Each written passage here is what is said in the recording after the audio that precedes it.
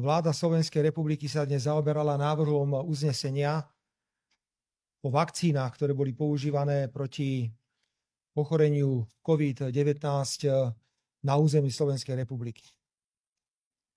Nebudem teraz citovať uznesenie, ktoré sme prijali, ako si ho nájdete, ale dovolte mi, aby som ho odôvodnil.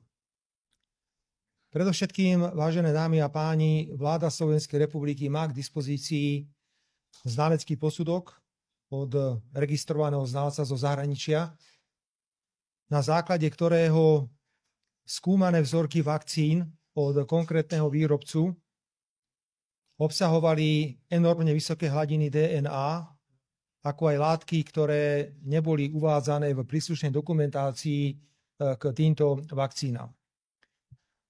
Za týchto okolností považujeme veľmi správne, aby sme požiadali o ďalšiu kvantitatívnu analýzu týchto vakcín. Preto dnes dostal minister zdravotníctva za úlohu, aby sa obrátil na Biomedicínske centrum a Virologický ústav. Ide o pracoviská v pôsobnosti Slovenskej akadémie vied, aby takáto kvantitatívna analýza vzoriek, ktoré podľa znaleckého posudku obsahujú nadmerný výskyt DNA a látky, ktoré tam nemajú byť, aby sme mali k dispozícii na ďalšie rozhodnutie a ďalšiu kvalifikovanú analýzu. Musím pripomenúť, že toto pracovisko Slovenskej akadémie vied nie je certifikované.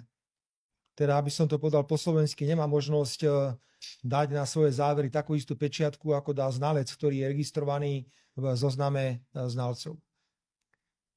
Keďže ide o závažné skutočnosti a my im venujeme obrovskú pozornosť, vláda Slovenskej republiky dnes rozhodla, že nebude odoberať, pokiaľ nebude k dispozícii ďalšia kvantitatívna analýza, ďalšie vakcíny, ktoré máme odoberať podľa dohody, ktorú v máji v roku 2023 podpísala vláda pána Odora z Progresívneho Slovenska.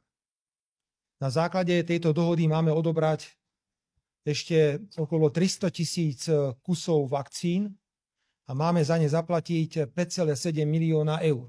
Rovnako sme požiadali aj pána splnomocnenca, poslanca Národnej rady, pána Kotlára, aby do 30. júna predložil na rokovanie vlády komplexnú správu o svojom pôsobení od momentu, ako bol ustanovený do tejto funkcie. Na Slovensku v súvislosti so slintačkou a krývačkou bolo obrovské množstvo expertov. Expertov predovšetkým z radov opozície a novinárov, ktorí nám vyčítali, že všetko je zlé, čo robíme. Že sme v podstate neschopní zvládnuť čokoľvek v tejto krajine. Preto si dovolím, dámy a páni, prečítať list riaditeľa príslušného inštitútu alebo direktoriátu Európskej komisie. Ide o direktoriát, ktorý sa zaoberá krízovou pripravenosťou v oblasti potravín, zvierat a rastlín.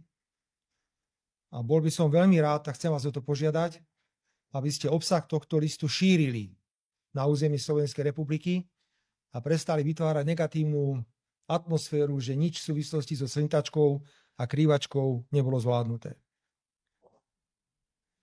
Riaditeľ píše: chcel by som oceniť rýchle a rozhodné opatrenia, ktoré Slovenská republika prijala v reakcii na nedávne zistenie slintačky a krývačky. Je potrebné oceniť vynikajúcu prácu príslušného orgánu za okamžitú a účinnú implementáciu odporúčaní poskytnutých veterinárnym pohotovostným tímom Európskej únie, najmä za rýchle premietnutie usmernení do operatívnych opatrení v praxi. Rýchle nasadenie núdzovej supresívnej vakcinácie bolo kľúčové pri zvládnutí situácie a dokazuje pripravenosť a schopnosť Slovenska rozhodne reagovať na túto veľkú krízu slintačky a krývačky. Toto je odpoveď všetkým znalcom z radov médií a opozície, ako sme pracovali s krývačkou a slintačkou. Veľkého množstva ľudí na Slovensku sa dotkla informácia o úmrtí svätého Otca.